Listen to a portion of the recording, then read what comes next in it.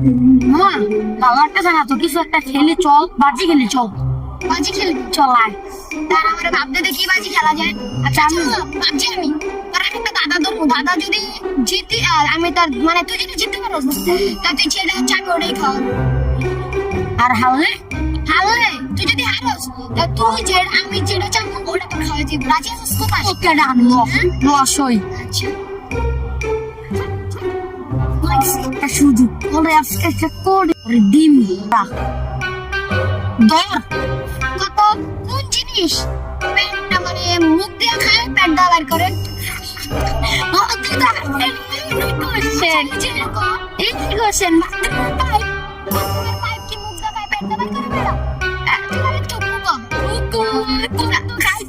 তোর নিতে কইলা কবে খাওয়াবে তাহলে? গা বন্দি